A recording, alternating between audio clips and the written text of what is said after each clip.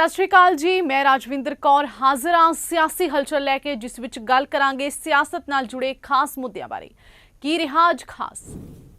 कांग्रेस ने राष्ट्रीय स्वयं सेवक संघ के मुखी मोहन भागवत की हालिया टिप्पणी नूं लैके उन्हां ते निशाना साधिया। दावा किया गया कि जदों संघ अप्रसंगिक हो गया तो भागवत के बोलण का की फायदा है। पार्टी के मीडिया विभाग के मुखी पवन खेड़ा ने यह भी कहा है कि पिछले 10 सालों च भागवत ने कई महत्वपूर्ण मुद्दों ते चुप्पी धारी हुई सी, पर उन्होंने बोल रहे ने। भागवत ने यह भी कहा कि चोणां बहुमत हासिल करने लई हुंदियां ने ते एक मुकाबला है, जंग नहीं है। खेड़े ने एक बयान च कहा है कि मोहन भागवत जी, जो बीज तुसीं बीजिया सी ओह हुण बबूल दा दरख्त बन गया। कसूर मिट्टी दा नहीं है, माली दा कसूर है ते ओह माली तुसीं हो। पक्ष प्रतिपक्ष के क्या संबंध होने चाहिए उस पे आपकी व्याख्या सुनी, राजनीति में शुचिता पे आपकी चर्चा सुनी। एक बात बताइए, जब आप बबूल के बीज लगा रहे थे तो क्या आम की उम्मीद कर रहे थे? और जब आम के फल नहीं मिले तो क्या माटी को दोष दोगे? ये बीज आप ही ने लगाए हैं। जो आज बबूल का एक वृक्ष है, वृक्षासन लगाता हुआ दिख रहा है, ये आप ही ने लगाया था। अब बोलकर क्या फायदा? जब हाथरस में एक दलित बच्ची का बलात्कार होता है, हत्या हो जाती है, तब आप चुप रहते हैं। जब देश की राजधानी के बाहर सड़क पर मौसम और पुलिस की मार झेलता हुआ किसान बैठा होता है, तब आप चुप रहते हैं।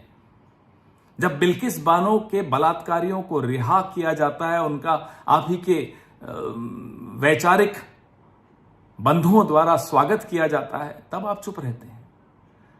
जब अखलाक और पहलू खान की निर्दयतापूर्वक हत्या की जाती, तब आप चुप रहते हैं। जब कन्हैयालाल टेलर के हत्यारों का सीधा सीधा संबंध भारतीय जनता पार्टी से निकलता है, आप कुछ नहीं बोलते, आप चुप रहते हैं।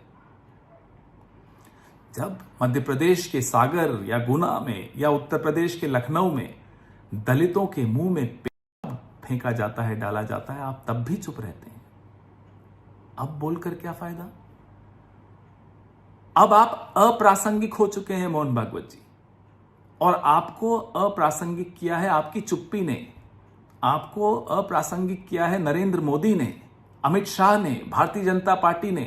अब इस समाज को, इस लोकतंत्र को आपकी आवश्यकता नहीं रही है। आखिरी मौका आया था कि जब भारतीय जनता पार्टी के नेता लगातार संविधान बदलने की बात कर रहे थे, आप तब भी चुप रहे, आप नहीं बोले। अब इस संविधान को, इस लोकतंत्र को और इस समाज को राष्ट्रीय स्वयंसेवक संघ की या मोहन भागवत जी आपकी आवश्यकता नहीं है। ये अपने आप को, अपनी रक्षा करना, अपने आप को रीबूट करना जानता है, समझता है। ये ताकत उसको संविधान ने दी। हुण तुहानू ओ भी सुनावांगे जो मोहन भागवत ने किया सी। ऐसे से देश कैसे चलेगा भाई? आखिर सबको देश ही चलाना है ना। दो पक्ष है, विरोधी पक्ष कहते हैं, मैं प्रतिपक्ष कहता हूं। वो विरोधी नहीं है, उसको विरोधी मानना भी नहीं चाहिए। वो प्रतिपक्ष है, वो एक पहलू उजागर कर रहा है, उसका भी विचार होना चाहिए। ऐसा जब चलना है तो चुनाव लड़ने में भी एक मर्यादा होती है। उस मर्यादा का पालन नहीं हुआ, क्योंकि उसका पालन होना इसलिए आवश्यक है कि हमारे देश के सामने चुनौतियां समाप्त नहीं हुई। प्रधानमंत्री नरेंद्र मोदी के इटली पहुंचण तो पहला ही इटली विच खालिस्तानी समर्थकों ने उत्थे महात्मा गांधी की मूर्ति तोड़ दी है। उन्होंने गांधी की मूर्ति के हेठा हरदीप सिंह निज्जर का नाम भी लिखा। अधिकारियों ने कहा कि मामले की जानकारी मिलने तो बाद मूर्ति ते लिखे नाम नूं हटा दिता गया है ते उसकी सफाई कर दी गई है। इस घटना नूं लैके विदेश मंत्रालय की भी टिप्पणी आई है। विदेश सकत्तर विनय मोहन क्वात्रा का कहना है कि इस मामले संबंधी इटली सरकार के अधिकारियों नूं शिकायत की गई है। We have seen the reports of that, and we have taken out with the Italian authorities. We understand that suitable rectification has already taken place.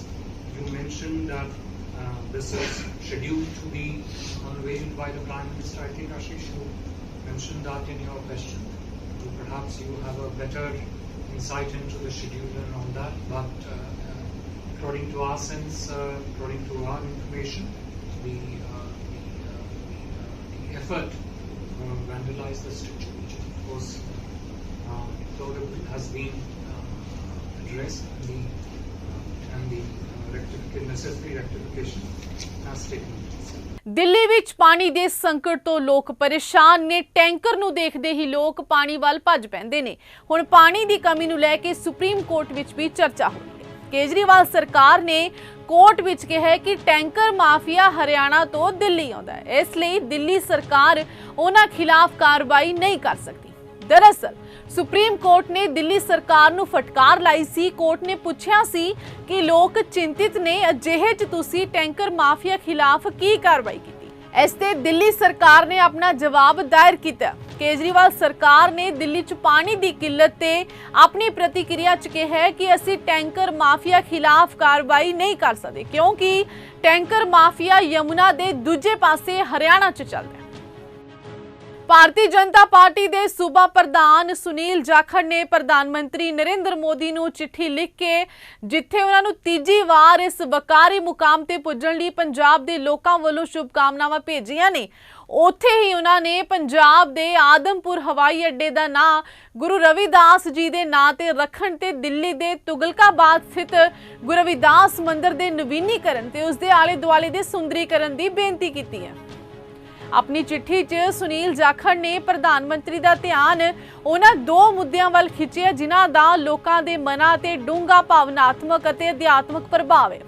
ये मुद्दे समाज प्रति पार्टी की वचनबद्धता दे नाल भी जुड़े हुए ने। सुनील जाखड़ ने लिखा है कि महान गुरु भगत रविदास जी के नां ते आदमपुर हवाई अड्डे का नां रखण दी पंजाब की चिरोकणी मंग है। इस संबंधी प्रधानमंत्री ने अपनी पंजाब फेरी दौरान अजिही इच्छा भी प्रगटाई सी। सूबा प्रधान ने आख्या कि जेकर अजिहा हुंदा है तां इस नाल पंजाब दे लोकां दी लंबे समय तो लटकदी आ रही मंग पूरी हो जाएगी। सरकार बनन तो बाद जम्मू कश्मीर विच अतवादी हमलियां दा दौर जारी है। पहला रियासी बस हमला, हुण डोडा च अतवादी हमला, जिस कारण लोग दहशत विच ने ते पुलिस लगातार तलाशी मुहिम चला रही है। जम्मू दे रियासी च हिंदू श्रद्धालुओं ते होए अतवादी हमले दे विरोध विच हिंदू भाईचारा सड़कां ते उतर आया, जिन्हां ने पाकिस्तान दे खिलाफ नारेबाजी की है।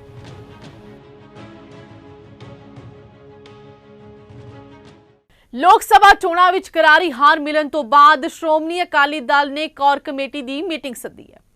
मीटिंग विच चोणां विच मिली हार नूं लैके मंथन होया, नाल ही देश दे सियासी हालातां बारे पड़चोल कीती गई। हुण इत्थे दस दईए कि इस मीटिंग लई श्रोमणी अकाली दल संयुक्त दे प्रधान ते अकाली दल विच घर वापसी करन वाले सुखदेव ढींडसा नूं कोई सद्दा पत्र नहीं दिता गया। नाल ही सिकंदर सिंह मलूका नूं भी मीटिंग विच शामिल होण लई सुनेहा नहीं मिलिया। हालांकि बीबी जगीर कौर नूं जरूर सुनेहा पहुंचिया ते हुण इस विचाले एक होर गल निकल के सामने आई है। अकाली आगू चरणजीत बराड़ ने सुखबीर बादल नूं चिट्ठी लिखी है, जिस विच 14 जून तक नवां प्रधान बनाउण दी गल कही गई है। चिट्ठी 'च लिखिआ है कि पार्टी दे वडेरे हितां लई पंच प्रधानी बनाई जावे। आप सरकार का कहना सी कि सरकार बनते सार ही सूबे विचों नशिਆਂ ਦਾ खात्मा होवेगा, पर यह कि आप सरकार के मंत्री खुद ही नशे बेच रहे हैं। गल कर रहे हैं फिरोजपुर दी, जिथे STF फिरोजपुर ने ब्लाक मखू दे आम आदमी पार्टी के social media incharge Bhim Thukral नूं घर विच बने स्टोर ते गोदाम विचों नशीले कैप्सूल ते नशीलियां गोलियां सने गिरफ्तार किया। पुलिस ने NDPS एक्ट के तहत मामला भी दर्ज किया। दोष लगे ने कि ट्रांसपोर्ट के धंधे की आड़ विच मुलजम हिमाचल दीयां दवाइयां बनाउण वालियां कंपनियां तो नशीलियां गोलियां लिया के सप्लाई करदे सी। स्थानक लोकां अनुसार हर रोज़ वाहनां तो वड्डे डब्बे उतारे जांदे ने, पर डब्बियां दे अंदर की है इस बारे कोई जानकारी नहीं है। किसी ने पुछण ते मुलजम ने कहा है कि वह ट्रांसपोर्ट का काम करदा है ते समान की डिलीवरी करदा है। राजनीति दीयां गल्लां तां मुक्कदियां नहीं। कल फिर हाजिर होवांगे राजनीति नाल जुड़ियां होर खबरां लैके। इसे नाल ही मैनूं दिओ इजाजत। धन्नवाद।